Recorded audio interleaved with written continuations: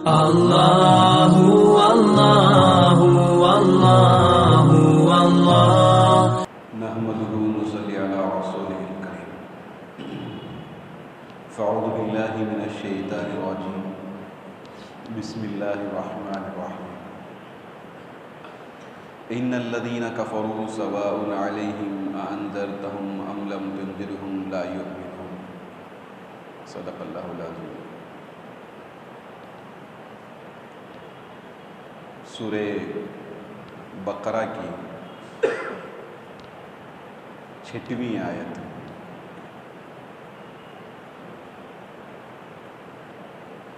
جیسے ہم نے سنا ہے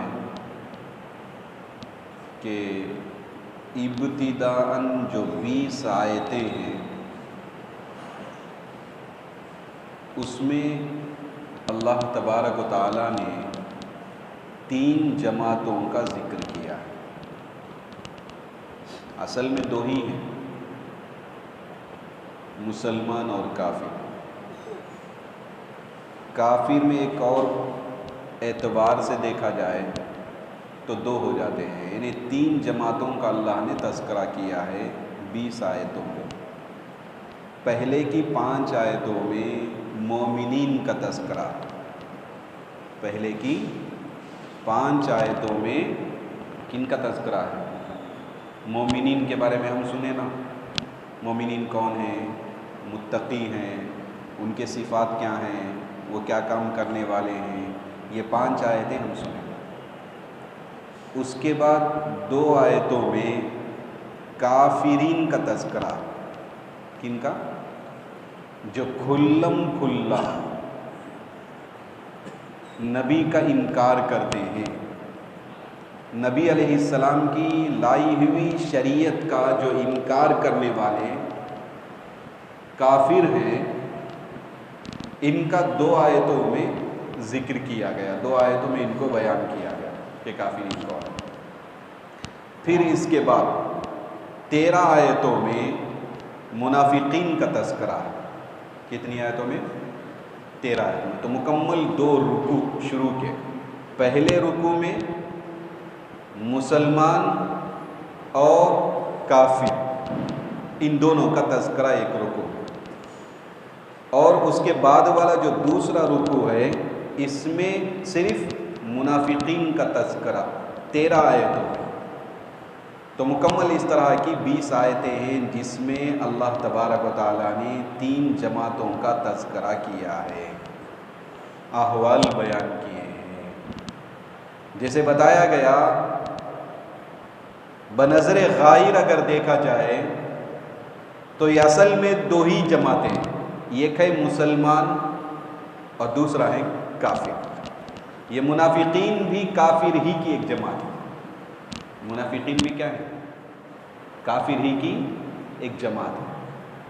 کافر صراحتاً انکار کرتے ہیں، نبی علیہ السلام کی لائی ہوئی شریعت کا صراحتاً انکار کرنے والے کافر ہیں، اور دل میں کفر کو چھپا کر بظاہر ایمان کو ظاہر کرنے والے۔ تو دل سے انکار کرنے والے یہ منافق ہیں، دونوں کے اندر انکار پایا جاتا ہے، کافرین کے اندر بھی انکار پایا جاتا ہے اور منافقین کے اندر بھی انکار پایا جاتا ہے۔ لیکن کافر تو صراحتاً انکار کرنے والا اور منافق ایسا نہیں ہے، ظاہر کچھ کرتا ہے اور دل میں کچھ اور ہوتا ہے۔ سمجھ میں آ رہی ہے بات؟ اسی لیے اللہ فرماتے ہیں خالقکم، اللہ نے تم کو پیدا کیا، فمنکم کافر ومنکم مؤمن، تم میں سے بعض کافر ہیں اور بعض مؤمن ہیں۔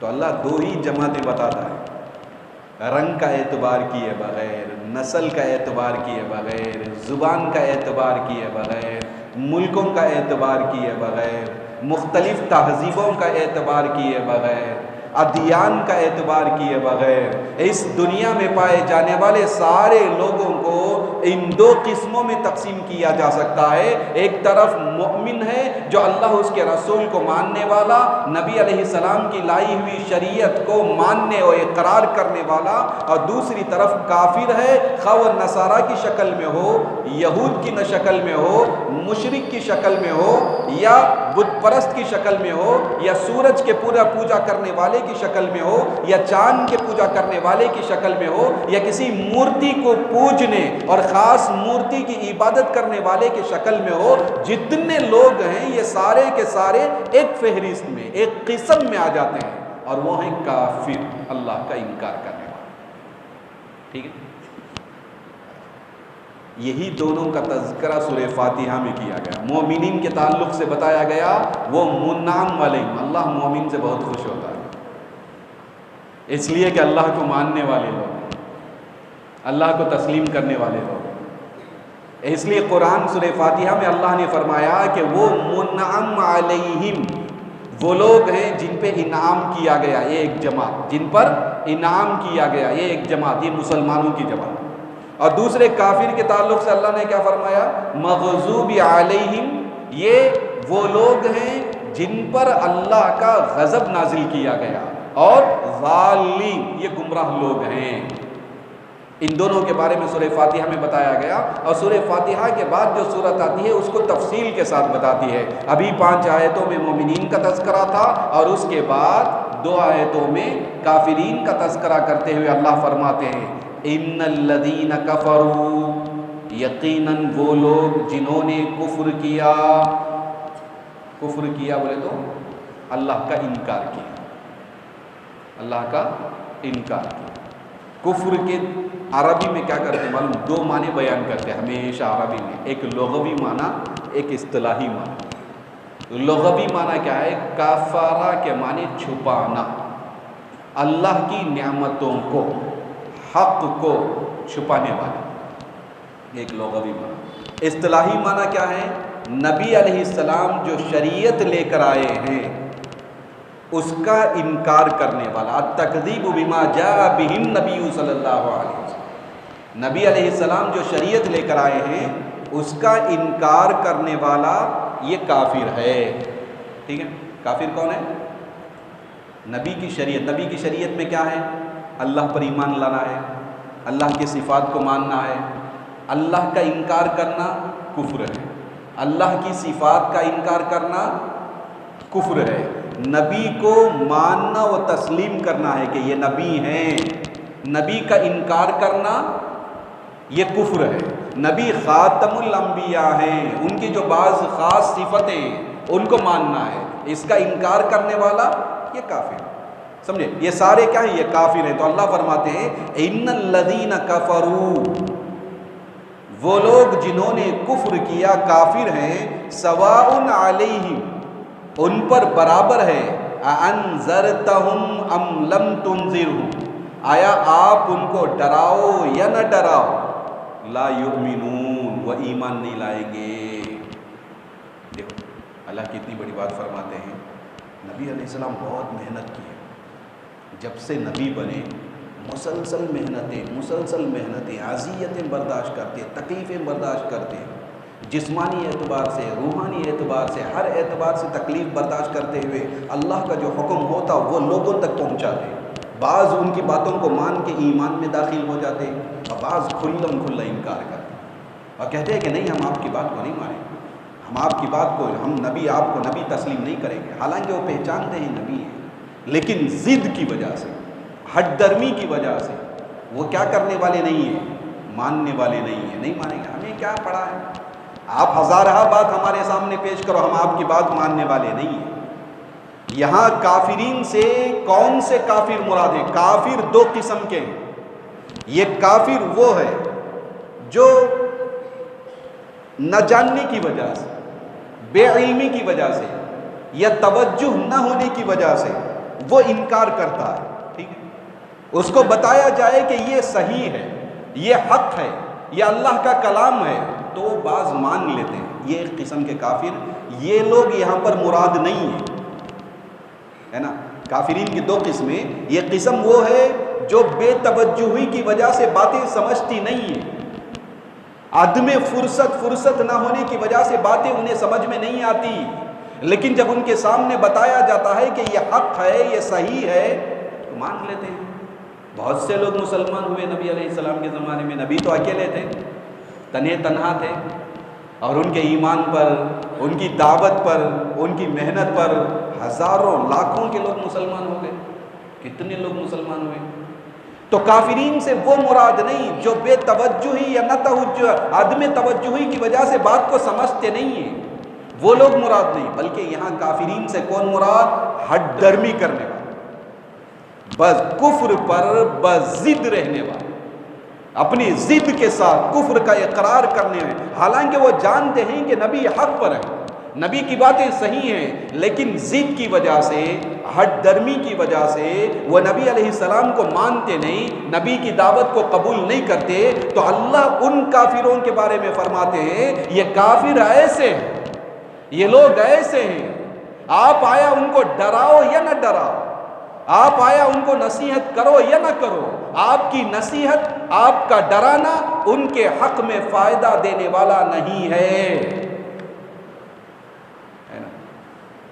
یہ قرآن آ کر عالم الغیب کا ہے، غیب کا علم رکھنے والا اللہ تعالیٰ، اس لیے غیب کی باتیں اللہ فرماتے ہیں۔ وہ اپنے ہٹ درمی کی وجہ سے آپ ان پہ بہت محنت کر، جیسے چاہے ان کو دعوت دے لو، لیکن وہ کیا نہیں کریں گے؟ مانیں گے نہیں، کفر ہی پر ان کا انتقال ہوگا، مریں گے۔ جیسے ابو جہل ہے، ابو لہب ہے، ولید بن مغیرہ ہے، یہ لوگ جو ہے ہٹ درمی کی وجہ سے انکار کرنے والے، ہٹ درمی کی وجہ سے کیا کرنے والے؟ انکار کرنے والے۔ تو اللہ ان کافرین کے تعلق سے فرماتے ہیں ان الذین کفروا، یقیناً وہ لوگ جنہوں نے کفر کیا، یعنی کافرین، سواء علیہم، ان پر برابر ہے، انذرتہم، آیا آپ ان کو ڈراؤ، ام لم تنذرہم، یا آپ ان کو نہ ڈراؤ، لا یؤمنون، وہ کیا نہیں کریں گے؟ ایمان نہیں لائے۔ آگے کی خبر قرآن دیتا ہے، آگے کیا ہونے والا ہے یہ ہم میں سے کسی کو معلوم نہیں، یہ کون جانتے ہیں؟ صرف اللہ جانتے ہیں، اور اللہ اس کی خبر دیتے ہیں کہ یہ جو ہٹ درمی کرنے والے کافر ہیں نا، یہ کافر کیا نہیں کریں گے؟ ایمان نہیں لائیں گے، آپ کا ڈرانا نہ ڈرانا سب برابر۔ یہاں ایک لفظ ہے انذار، انذار کے معنی ڈرانا، انذرتہم ہے نا، انذرتہم کے معنی کیا؟ آپ ان کو ڈراؤ یا نہ ڈراؤ، انذار کہتے ہیں۔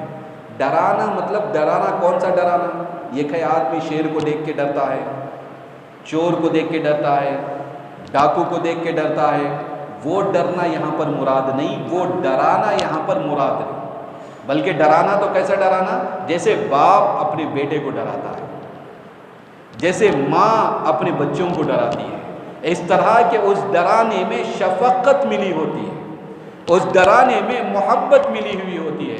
یہاں وہ ڈرانا مراد ہے، کون سا نہیں؟ چور اور اچکوں کا یا ڈاکوؤں کا یا درندوں کا جو ڈرانا ہے انسان کو، جس سے آدمی ڈرتا ہے، وہ ڈرنا مراد نہیں۔ اللہ نے نبی کو نذیر قرار دیا۔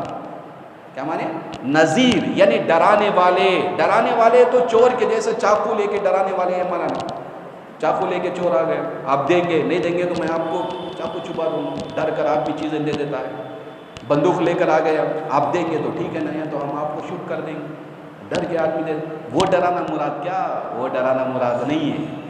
باپ اپنے بچے کو ڈراتا ہے کہ بھائی یہ کام نہ کرو، آپ جو ہے یہ کام کریں گے تو آپ کے فیوچر میں نقصان ہوگا آگے چل کر، وہ ڈرانا یہاں پر مراد۔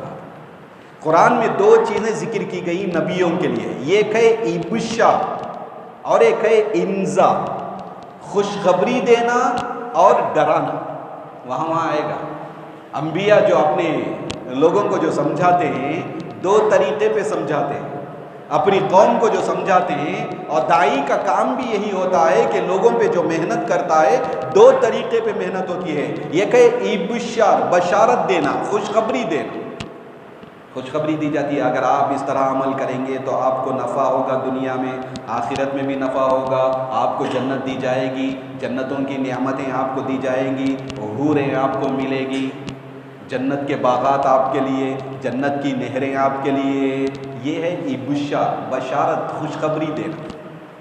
اور ایک کیا ہے؟ اگر آپ نہیں مانے، آپ نے کفر کیا، آپ نے انکار کیا، آپ نے گناہ کیا تو اللہ کی پکڑ بہت سخت ہے اور آپ کے لیے جہنم ہے، اور جہنم اس طرح کہ اس کی آگ بہت سخت ہے. وہاں کے عذابات ایسے ہیں کہ کوئی آدمی اس عذاب کو برداشت نہیں کر سکتا. وہاں کی آگ اس طرح کی ہے، وہاں کے عذابات اس طرح کے ہیں. یہ ڈرانا. تو نبی دونوں کام کرتے ہیں، ایک ہے ابشار، بشارت دینا، اور ایک ہے انذار، ڈرانا. اب سوال پیدا ہوتا ہے، بھائی یہاں صرف یہ ذکر کیا گیا کہ آپ کا ڈرانا نہ ڈرانا دونوں برابر ہے، آپ کا خوشخبری دینا یا نہ دینا دونوں برابر ہے، یہ بات ذکر نہیں کی گئی.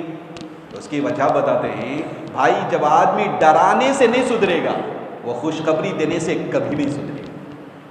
یہ قاعدہ ہے، یہ اصول ہے. ایک ہے دفع مضرت اور ایک ہے جلب منفعت. اپنے ضرر کو، نقصان کو دور کرنا یہ ایک چیز ہے، دوسرا فائدہ حاصل کرنا یہ ایک چیز ہے. اور آدمی کے لیے زیادہ اہم کیا بات ہوتی ہے؟ ضرر کو دور کرنا، یہ اہم ہوتا ہے. اس کے بعد کا درجہ ہے نفع کو حاصل کرنا. نفع حاصل کرنا بعد کا درجہ ہے، اور پہلا درجہ کیا ہے؟ ضرر کو دور کرنا.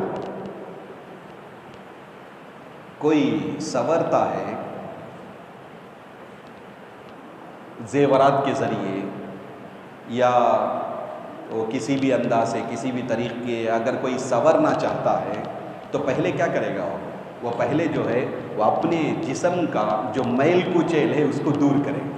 پہلے نہائے گا، اس کے بعد اپنے آپ کو سنوارے گا، ہے نا. نہائے بغیر کوئی سنوار سکتا کیا؟ بدبو آئے گی اس کے جسم. پہلے آدمی بدبو کو دور کرے گا، ہے نا، اس کی گندگی کو دور کرے گا، جو نقصان دینے والی چیزیں ہیں اس کو دور کرے گا، پاک و صاف ہوگا. اس کے بعد اپنے آپ کو سنوارے گا. آئینے کے سامنے کھڑا ہو گیا اور بعد میں آدمی کیا کرتا ہے؟ سنورتا ہے کہ نہیں؟ یہی طریقہ، یہی فطرت ہے. ہمارے آج نوجوان عجیب ہے، نہاتے کہ نہیں نہاتے، ظاہر اچھا ہو تو بس کافی ہے. آئینے کے سامنے کھڑے ہو گئے اور 2-3 اسپرے انہوں نے مار لیا، بس ان کا وہ دن آسانی سے چلا گیا. یہ طریقہ نہیں ہے. طریقہ کیا ہے؟ آدمی اپنے آپ کو پاک کرے. اسے کہتے ہیں دفع مضرت. نقصان دینے والی چیزوں کو پہلے خارج کرنا، نکالنا، اس کے بعد نفع دینے والی چیزوں کو لینا، حاصل کرنا. تو یہاں پر ایک چیز بتائی گئی کہ دیکھو، جو آدمی انذار کا، جس آدمی کے لیے انذار کا، ڈرانے کا فائدہ نہیں ہوتا، اس آدمی کو خوشخبری دینے کا فائدہ ہرگز نہیں ہوگا. تو اس کا معنی کیا ہے؟ آپ ڈرائیں یا نہ ڈرائیں، آپ خوشخبری دیں یا نہ دیں، اس کو کوئی فائدہ دینے والا نہیں ہے. اس کافر کو کیا کرنے والا نہیں ہے؟ فائدہ دینے والا. بات سمجھ میں آ رہی؟ تو دیکھو اللہ فرماتے ہیں سواء علیہم، ان پر برابر ہے آپ کا ان کو ڈرانا یا نہ ڈرانا، وہ ایمان نہیں لائیں گے. یہاں ایک نکتے کی بات ہے جو مفسرین ہیں، ایک نکتہ بہترین بات ذکر کرتے ہیں کہ دیکھو اللہ نے فرمایا علیہم، ان پر، ان کو فائدہ نہیں دے گا. اللہ نے کیا فرمایا؟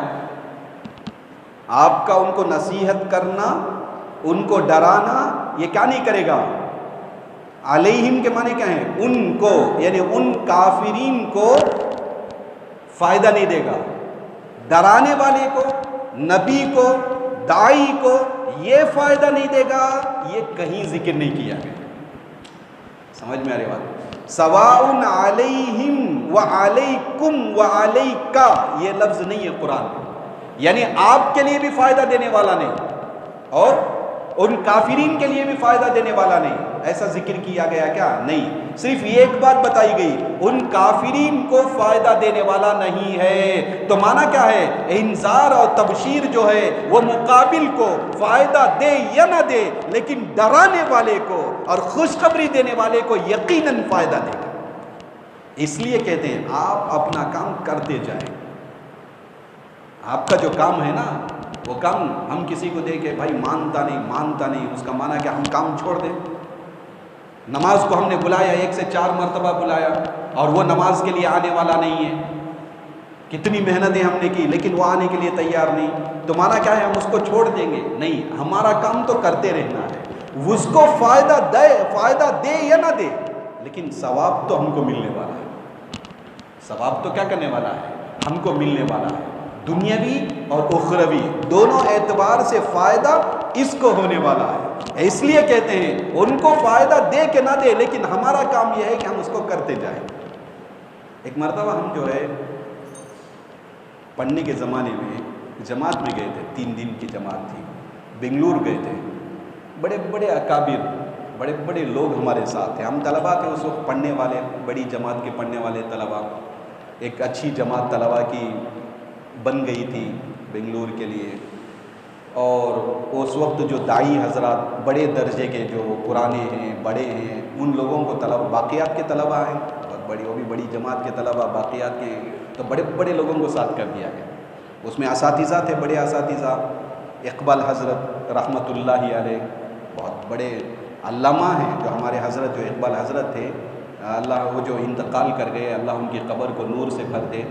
بہت ذی علم شخصیت, بہترین نصیحت. اس جو جماعت جو ہماری گئی, حضرت وہاں پر ایک بات بتائے کہ دیکھو آپ باہر نکلتے ہیں گشت کے لیے, یہ رونق والی جگہ ہے, آپ کو ہر چیز دکھائی دے گی, اچھے بھی دکھائی دیں گے, بڑی بڑی بلڈنگیں دکھائی دیں گی, اور لوگ فیشن کے ساتھ دیکھیں گے, ملیں گے آپ کو. آپ کسی پہ نظر ڈالنا ہے یا نہیں ڈالنا ہے, اس کا ایک نسخہ یہ ہے, آپ ہر چیز کی شروع اور انتہا کو دیکھیں. جس چیز پر آپ کی نظر پڑتی ہے, خواہ وہ حسین عورتیں ہیں یا بڑی بڑی بلڈنگیں ہیں, جو بھی چیز ہے اس کی ابتدا اور انتہا کو آپ دیکھو. اقبال حضرت رحمۃ اللہ علیہ فرماتے, بلڈنگ کیا تھی, اس کی ابتدا کیا تھی؟ یہ تو گچ مٹی تھی, اب تو بڑی بلڈنگ بن کر کھڑی ہو گئی بھائی, آنکھوں کو لبھانے والی, دعوت نظارہ دینے والی, یہ بہت بڑی زبردست بلڈنگ اور بڑا محل جو ہمارے سامنے کھڑا ہے, اس کی ابتدا کیا تھی؟ کچھ بھی نہیں, وہ تو مٹی تھی زمین پر پڑنے والی, جسے ہم رونتے تھے. اینٹ تھی, اینٹ بھی ایک مٹی تھی جسے ہم روندا کرتے تھے. اور آگے کیا ہوگا, جانے کے بعد یہ بلڈنگ باقی نہیں رہے گی, پھر سے اس کو اسی حالت میں جانا ہے. حسین عورتیں نظر آتی ہیں, اس کی ابتدا دیکھ لو کیا چیز, غلاظت ہے. اللہ, ہر چیز انسان کی اصل اور اس کی ابتدا, انسان کس سے بنا؟ ایک نطفے سے انسان بنا ہے, غلاظت سے آدمی اور انسان کو پیدا کیا گیا. اس کی ابتدا غلاظت ہے, اس کی انتہا بھی غلاظت ہے.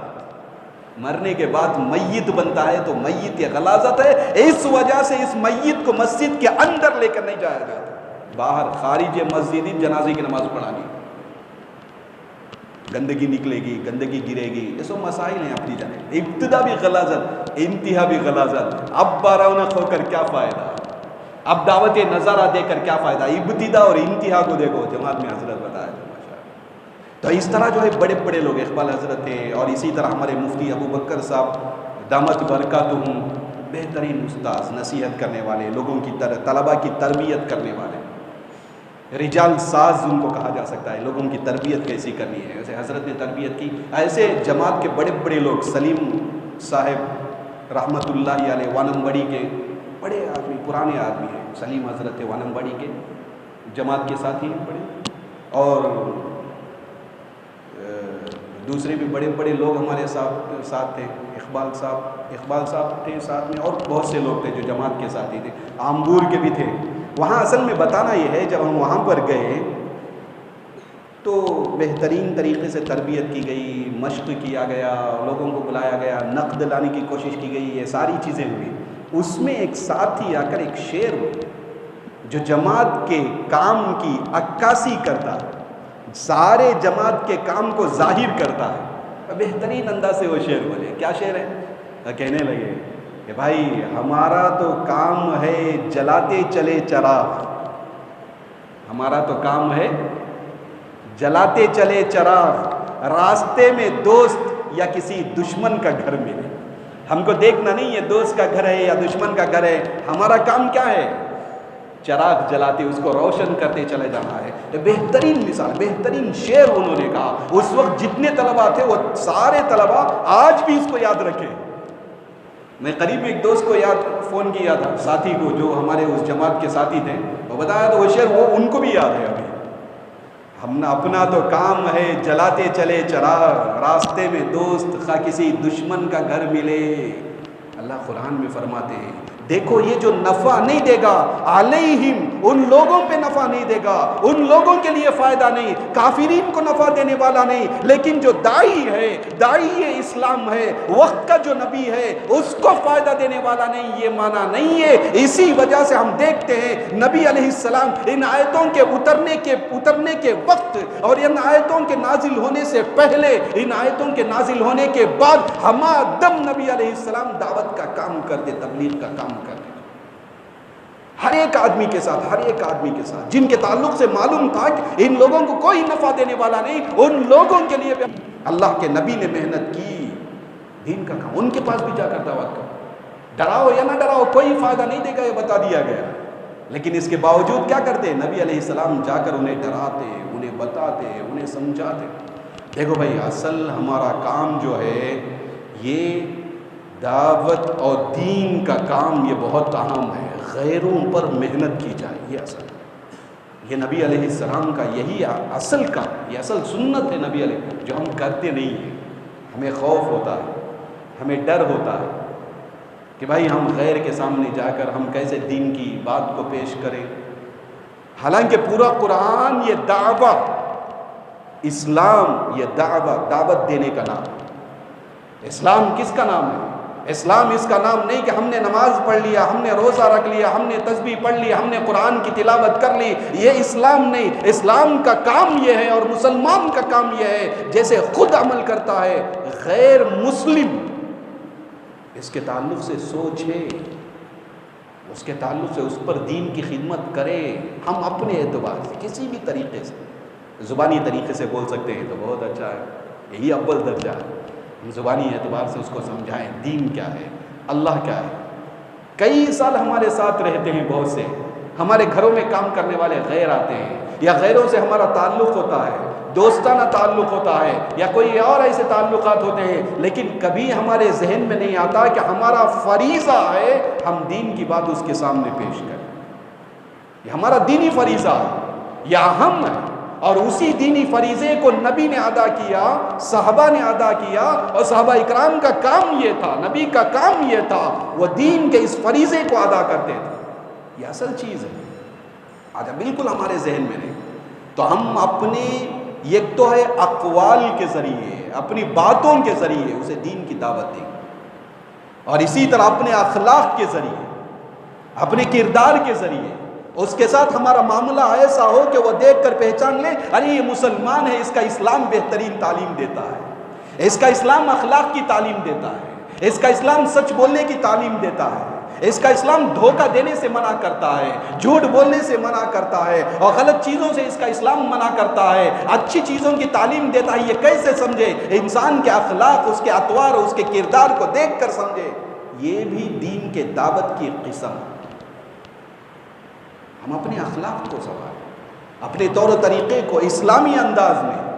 اسلام ہمیں جو طور و طریقہ، جو زندگی گزارنے کے جو طور و طریقے ہمیں اسلام سکھاتا ہے، ہر شعبے میں اسلام کی تعلیمات موجود ہے.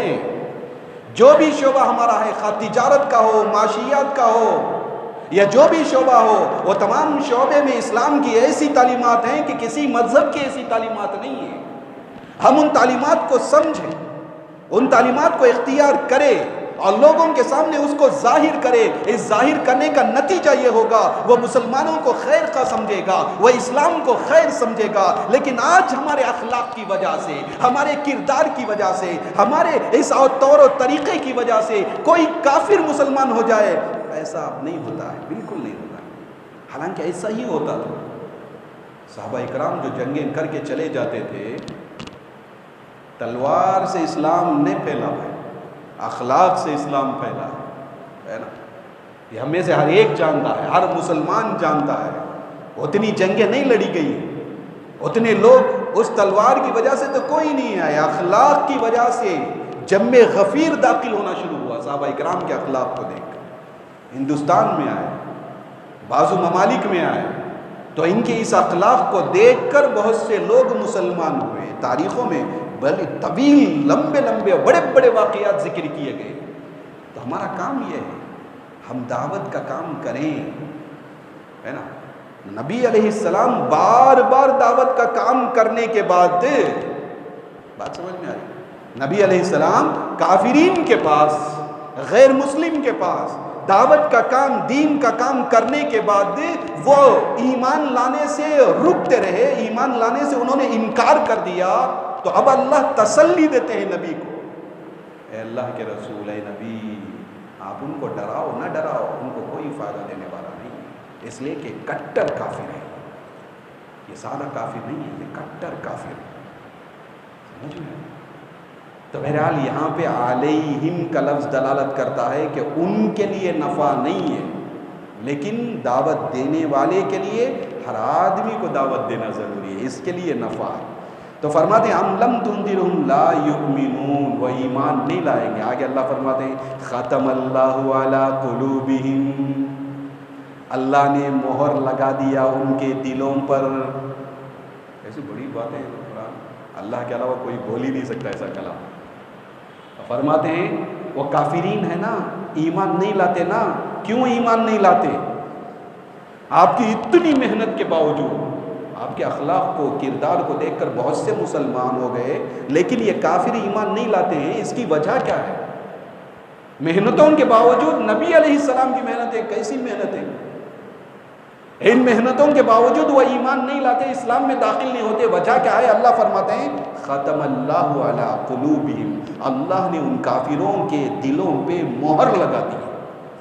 یہ کافروں کے دلوں پہ سیل اللہ لگا دیا، کوئی خیر اس میں داخل نہیں ہو سکتا. ان کے کفر میں کٹر پن کی وجہ سے، ان کے کفر میں ضد کی وجہ سے اللہ نے ایسے بنا دیا. ختم اللہ نے ان کے دلوں پر مہر لگا دی، سیل لگا دی. وَعَلَىٰ سَمْعِهِمْ، ان کے کانوں پر بھی اللہ سیل لگا دیا. کافرین کے دلوں پر اللہ سیل لگا دیا، اور کافرین کے کانوں پہ اللہ نے سیل لگا دیا. وَعَلَىٰ أَبْصَارِهِمْ غِشَاوَةٌ، اور ان کے آنکھوں پر پردہ پڑا ہوا ہے، اندھے پن کا پردہ، حق کو دیکھ نہیں سکتے. جیسے بڑا پردہ اگر پڑا ہوا ہو تو آدمی سامنے کیا چیز ہے نہیں دیکھ سکتا ہے. تو لہٰذا ان کافرین کے سامنے کفر والا اندھے پن کا پردہ پڑا ہوا ہے، جس کی وجہ سے قرآن کی آیتیں اترتی ہیں، نبی علیہ السلام کی ذات موجود ہے، لیکن اس کے باوجود انہیں حق نظر نہیں آتا، انہیں ہدایت نہیں ملتی. وجہ یہ ہے کہ اصل میں اللہ نے ان کے دلوں پر اور کانوں پر مہر لگا دیا، اور ان کے آنکھوں کے سامنے کیا پڑا ہوا ہے؟ پردہ پڑا ہوا ہے. وَلَهُمْ عَذَابٌ عَظِيمٌ، ان کے لیے بہت بڑا عذاب. اللہ فرماتے بہت بڑا. یا دیکھو عذاب العظیم آخرت میں ہوگا نا، بہت بڑا عذاب ہے آخرت میں ہوگا نا. تو کفر کی وجہ سے، اللہ کا انکار کرنے کی وجہ سے دو قسم کے عذاب ہیں. ایک تو آخرت میں عذاب ہوگا ہی، اور کافرین کو کیسا عذاب معلوم کیا؟ بہت بڑا عذاب، ہمیشہ کی جہنم. حالانکہ زندگی گزارا 60 سال، زندگی گزارا 10 سال، زندگی گزارا 5 سال، لیکن جہنم میں جو رہے گا اربوں کھربوں سال رہے گا. کیسا عذاب دیکھو. مسلمانوں کو بھی جو ہے ان کے گناہوں کی وجہ سے داخل کیا جائے گا جہنم میں، لیکن پھر ان کے ایمان کی وجہ سے نکال کے جنت میں داخل کیا جائے گا. لیکن کفر ایک ایسی چیز ہے، یہ گناہوں میں سب سے بڑا گناہ، سارے گناہ کے کام، ان تمام گناہوں میں سب سے بڑا گناہ کیا ہے؟ کفر والا گناہ ہے. یہ کفر والا گناہ ایسا ہے کہ 1 سال نہیں، آدمی کی جو زندگی گزارتا نا 60 سال، 100 سال، 60 سال، 10 سال، 1 سال، 1 سال نہیں، 1 گھنٹہ بھی اگر کفر میں اگر گزار کر مر کے چلا گیا، اللہ سب کی حفاظت فرمائے. 1 گھنٹہ بھی اگر کفر میں گزار کے مر کر چلا گیا، مرتے وقت اگر کافر رہا، ہزاروں اربوں کھربوں اس سے زیادہ سال وہ جہنم میں رہے. بہت سخت سزا. اس لیے کہ یہ نافرمانی اللہ کی اور اللہ کا انکار، اس لیے اسے معافی نہیں، کفر کو کیا نہیں۔ نبی علیہ السلام اسی لیے پریشان ہوتے تھے، میرے ہوتے ہوئے لوگ جہنم میں ہمیشہ کے جہنمی بن جائے، یہ کیسا ہے؟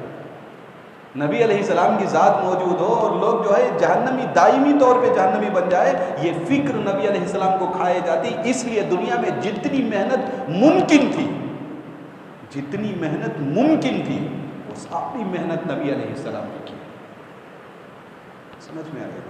تو بہرحال اللہ فرماتے ہیں کہ تو دو چیزیں، ایک تو آخرت کا عذاب، ایک تو آخرت کا عذاب۔ آخرت کا عذاب کیا ہے ان کا؟ وہ ہمیشہ جہنم میں رہے گا، ہے نہیں؟ دنیاوی عذاب بھی ہے۔ دنیاوی عذاب کیا ہے بولے تو توفیق اللہ ان سے سلب کر لیتا، توفیق نکال، کبھی توفیق نہیں ہوگی، سمجھے؟ آخرت میں تو عذاب ہوگا ہی، بہت بڑا عذاب ہے، لیکن دنیا میں بھی سزا یہ ہے اسے اچھے کام کی توفیق نہیں ہوگی، توفیق اللہ سلب کر لیتا۔ اسی لیے کہتے ہیں آدمی گناہ سے بچے۔ گناہ ایسا ہوتا ہے کہ اس کی وجہ سے اچھے کام کی جو توفیق ہوتی ہے وہ نکال لی جاتی ہے، سلب کر لی جاتی ہے۔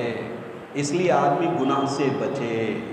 قاعدہ ہے ان من جزاء السیئۃ السیئۃ بعدها۔ گناہ کو کھینچ لاتا ہے۔ گناہ کیا کرتا ہے؟ گناہ کو ہمیں گناہ کر کے یہ کچھ نہ کرے سمجھتے، لیکن اس کے بعد دوسرے گناہ کا راستہ کھل جاتا، دوسرا گناہ کرنا آسان ہو جاتا۔ پہلی بار شراب پینا اسے مشکل ہے، دوسری بار شراب پینا اسے مشکل نہیں، آسان ہو جاتا۔ پہلی بار چوری کرتے ہوئے ڈرتے کب کباتے ہوئے چوری کرے گا، دوبارہ چوری کرتے ہوئے اس طرح کا ڈر اور خوف اس کو نہیں رہے، بلکہ صرف چوری نہیں، اس کے علاوہ اور گناہوں میں ملوث رہے گا۔ اس لیے کہ قاعدہ ہے گناہ کو کھینچ لاتا ہے، نیکی نیکی کو کھینچ لاتی ہے۔ عربی میں کہتے ہیں ان من جزاء السیئۃ السیئۃ بعدها وان من جزاء الحسنۃ الحسنۃ بعدها۔